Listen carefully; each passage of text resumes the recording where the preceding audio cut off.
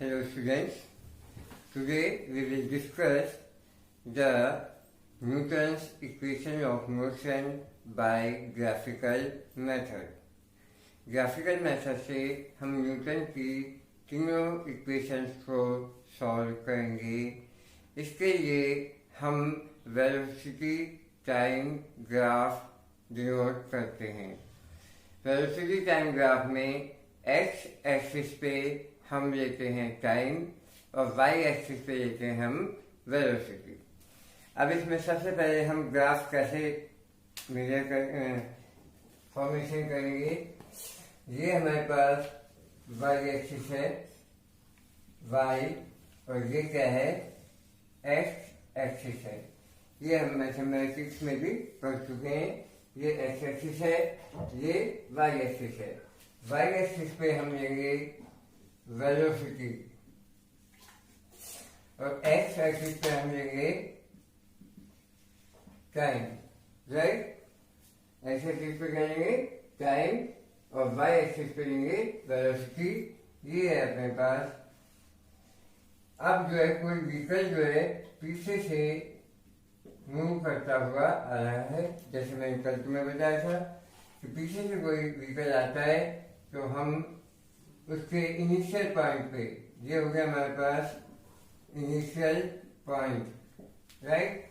यहाँ पे इसकी वेलोसिटी पूछते हैं, टाइम है यहाँ पे 0 और यहाँ पर इसकी वेलोसिटी है, मान लीजिए कितना है, u। इनिशियल वेलोसिटी कितनी है, u। अब ये t टाइम के बाद ये फाइनल पोजीशन है। t टाइम के बाद इसकी वेलोसिटी हो जाती है यहाँ पर v हो जाती है यहाँ पे फाइनल वेलोसिटी। और u हमारे पास क्या है, यहाँ इनिशियल वेलोसिटी। t टाइम 0 के t=0 पर इसकी वेलोसिटी है u और t टाइम के बाद टाइम कितना है यहाँ पे, t टाइम के बाद इसकी वेलोसिटी हो जाती है v, राइट। तो ये हो गया हमारे पास वेलोसिटी टाइम ग्राफ। ये हमारे पास, इससे हमने इसको ज्वाइन कर लिया। ये मान लेते हम ग्राफ में a पॉइंट, ये b पॉइंट, ये c पॉइंट और ये d पॉइंट, राइट। अब इसमें हम क्या लेते हैं, ये सबसे पहले इनिशियल वेलोसिटी कितनी है, initial velocity at t = 0 is u, right. Final velocity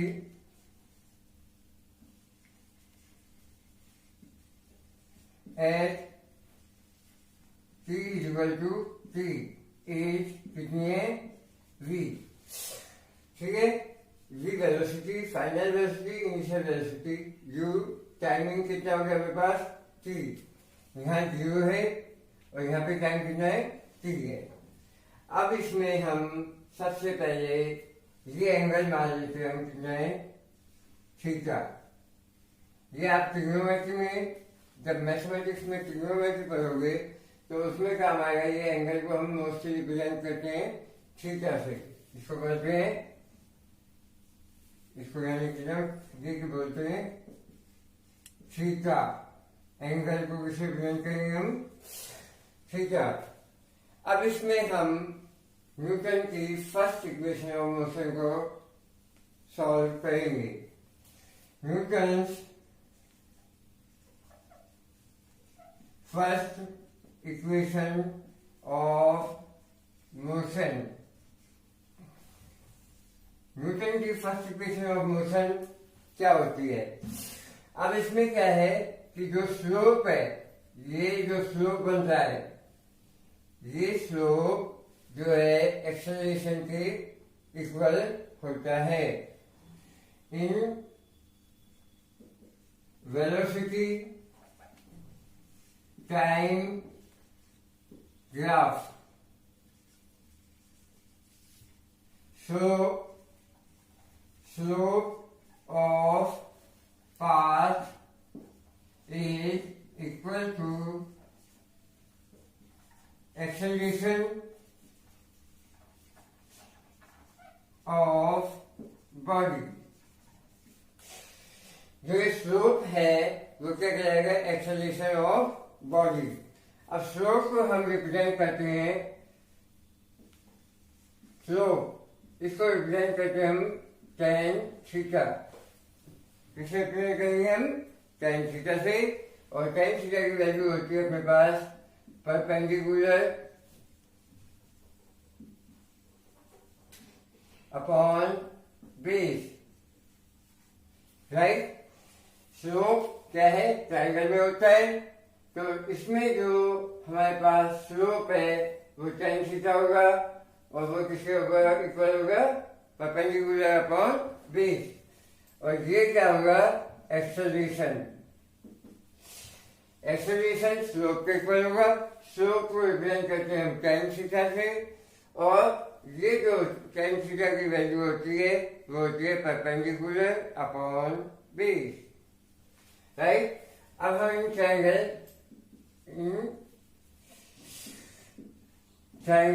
A B C, triangle A B C में ये तो हो गया बेस, ए सी तो क्या हो गया? बेस, और बी सी क्या हो गया? परपेंडिकुलर। परपेंडिकुलर क्या है?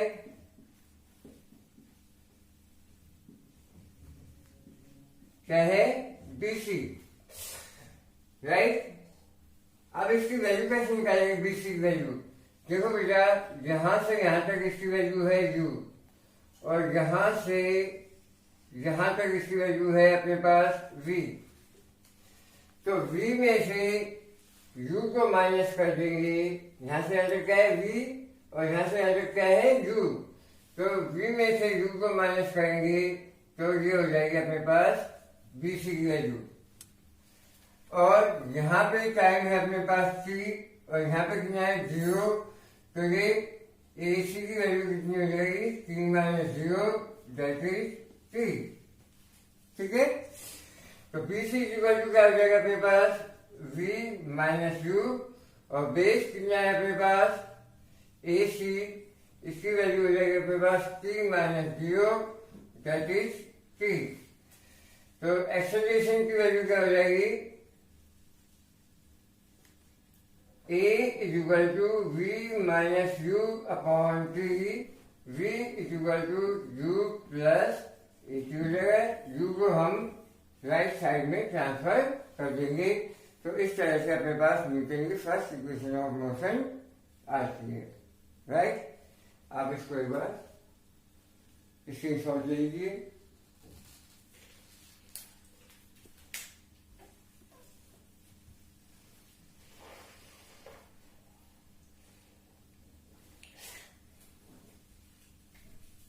ठीक है बेटे, अब हम लेते हैं न्यूटन की सेकंड इक्वेशन ऑफ मोशन। देखो बेटा, इसको एक बार फिर से समझ लो, कहीं आपको बाद में प्रॉब्लम आए। यहां से यहां तक की distance OA is equal to CD। जितना OA है उतना ही क्या है?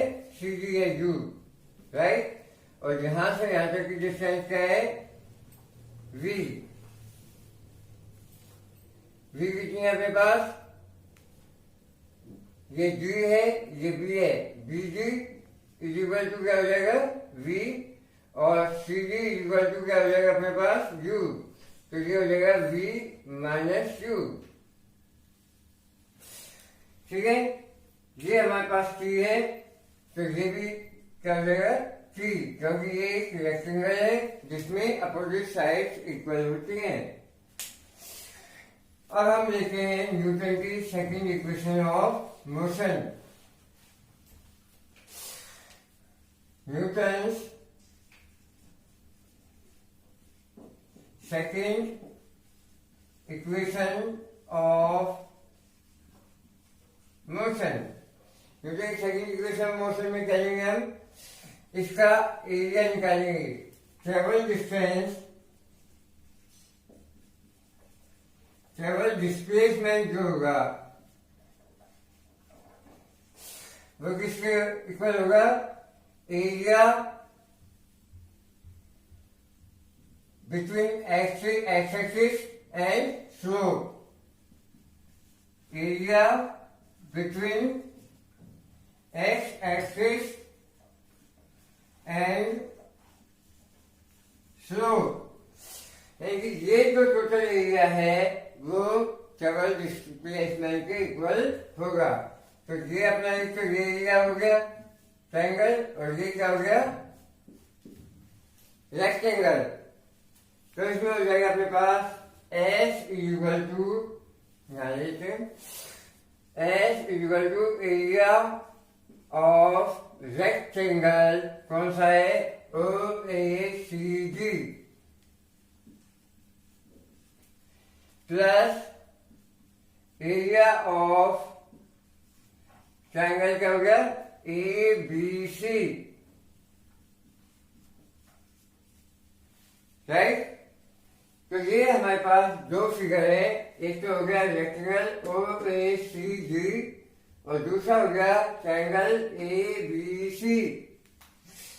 अब इसका एरिया कैसे हो जाएगा, ये रेक्टेंगल है तो इसका एरिया होगा बेस लेंथ इंटू ब्रेथ। तो इसका एरिया क्या हो जाएगा अपने पास, लेंथ कितनी है OD इंटू ब्रेथ कितनी है CD, ठीक है। और इस ट्रायंगल का एरिया क्या होगा हाफ बेस कितना है AC इंटू हाइट कितनी है BC, ठीक है। अब हमें इनकी वैल्यू को यहाँ पे पुट करना है। अब OD, ये है OD हमारे पास, OD की वैल्यू किससे बराबर है AC के इक्वल। OD इक्वल टू क्या है AC इक्वल टू क्या हो गया T के इक्वल है। T माइनस 0, यहाँ पे T है या 0 है, तो इसमें से T में 0 बचाएंगे, माइनस करेंगे तो ये रहेगा T। और जो है CD अपने पास कितना है CD, ये हाइट कितनी है U के इक्वल है, राइट। तो यहां से यहाँ तक डिस्टेंस क्या है U है, तो CD की वैल्यू OA के इक्वल है, वो कितनी होगी U। अब AC की वैल्यू कितनी है हमारे पास T के इक्वल है, और BC की वैल्यू कितनी है ये हमने निकाली हुई है V minus Q। BC is equal to V minus U। अब ये सारी वैल्यूज हम इसमें पुट करेंगे, तो S इज इक्वल टू कितना हो जाएगा अपने पास, OD की वैल्यू कितनी है T, CD की वैल्यू कितनी है U, प्लस हाफ AC की वैल्यू कितनी है T, और इसकी वैल्यू कितनी है V माइनस U, ठीक है भैया। अब S इज इक्वल टू, अब इसमें हम क्या करेंगे V माइनस U की जगह पे फर्स्ट इक्वेशन से, from equation first V minus U की जगह पे क्या रखेंगे 80 रखेंगे। इसकी जगह पर V माइनस U की प्लेस पे क्या रखेंगे हम 80 इक्वेशन फर्स्ट से। तो S is equal to T into U क्या होगा UT प्लस हाफ ये होगा T into V minus U की जगह पे 80। T से T को मल्टीप्लाई करेंगे तो ये हो जाएगा T स्क्वायर। तो S is equal to UT plus half 80 square. तो ये होगी हमारे पास न्यूटन की सेकेंड इक्वेशन ऑफ मोशन। अब इसका स्क्रीनशॉट ले लीजिए, फिर हम आगे चलते हैं।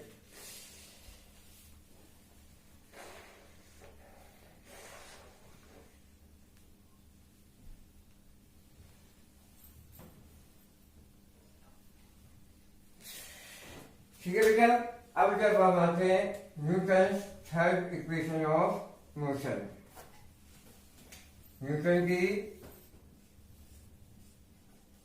थर्ड इक्वेशन ऑफ मोशन, तो हम वैल्यू यही रखेंगे ये हमें दिया है न्यूटन की थर्ड, हमने इसको कर दिया थर्ड इक्वेशन ऑफ मोशन। तो इसमें भी हमें क्या निकालना है, डिस्प्लेसमेंट निकालना है। क्या निकालना है, डिस्प्लेसमेंट निकालना है। डिस्प्लेसमेंट क्या होगा, इस फिगर का एरिया, ठीक है, area of A B D, तो ये होगा S equal to area of, ये मान लेंगे हम ट्रेपीजियम, ट्रेपीजियम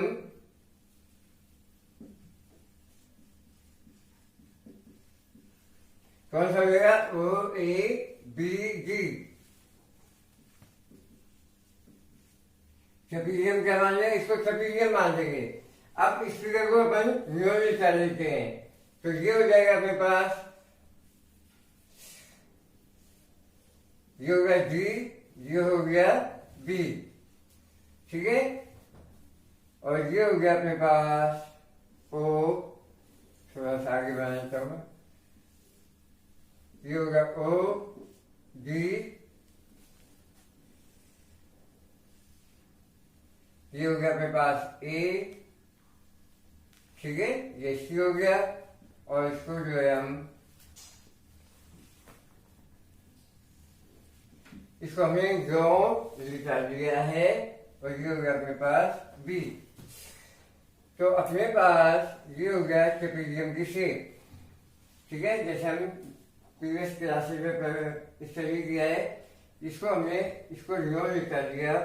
तो यहां से यहां तक की डिस्टेंस बी डी की वैल्यू कितने के बराबर है, वी, और ओ ए की वैल्यू कितने के बराबर है, यू, ओ ए कितना है, यू, बी डी कितना है, वी, और ये वैल्यू कितनी है, T minus zero equal to क्या होगी, टी। तो ये भी चीज है हमारे पास, ये हम निकाल चुके हैं पहले से, ठीक है बेटा। ये ट्रेपीजियम फिगर बना दिया हमने इसको इस तरह से। अब जो है हमारे पास ट्रेपीजियम के लिए क्या होता है, half sum of parallel sides into height, यानी perpendicular distance between parallel sides. अब ये बीजी और ओए ये क्या है, पैरेलल साइड्स है, राइट, और परपेंडिकुलर डिस्टेंस क्या है इनके बीच की, एसी। तो S is equal to half into क्या होगा, BG plus OA into height क्या है अपने पास, एसी। अब बीजी की वैल्यू कितनी है, वी, ओए की वैल्यू कितनी है, यू, और हाइट की वैल्यू कितनी है, टी। तो S is equal to half V plus U into T, right. अब ये हो गया मेरे पास। अब इसमें टी की value from equation first, T is equal to V minus U upon A, ये फर्स्ट इक्वेशन से हमने वैल्यू निकाली है, जैसे हमने मैथमेटिकल मेथड में निकाली थी, T is equal to V minus U upon A, क्योंकि V is equal to U plus A T होता है। इस यू को ज्वाइन करेंगे तो ये V minus U is equal to A T हो गया। अब टी की वैल्यू निकालेंगे तो ए को यहाँ ट्रांसफर करेंगे, T is equal to V minus U upon A. तो इस तरह से हमने ये टी की वैल्यू इसमें पुट करेंगे यहाँ, तो S is equal to V plus U upon two, two को नीचे दिया, और टी की वैल्यू कितनी है, V minus U upon A. अब ये हो गया ए प्लस बी, ये हो गया ए माइनस बी, तो A square minus B square, तो इसकी वैल्यू क्या हो जाएगी, V square minus U square upon two A, two से ए को मल्टीप्लाई करेंगे, और इसमें ए प्लस बी और ए माइनस बी का मल्टीप्लाई का फॉर्मूला इम्प्लीमेंट करेंगे, तो ये V square minus U square. अब इसको क्लास मल्टीप्लाई करेंगे, S is equal to V square minus U square upon two A, cross multiply, V square minus U square equal to 2as और V square equal to U square plus 2as। ये हो गया हमारे पास graphical method से third equation of motion. अब जो है ये दोनों मेथड से हमने न्यूटन की इक्वेशंस को सॉल्व किया है, फर्स्ट मैथमेटिकल मेथड से और नेक्स्ट जो है ग्राफिकल मेथड से। आपको इनकी डेरिवेशन दोनों के याद करने हैं, दोनों के मेथड से आपको आना चाहिए तीनों इक्वेशन ऑफ मोशन। और नेक्स्ट टर्म पे हम इनके इक्वेशन पे बेस्ड न्यूमेरिकल्स करेंगे।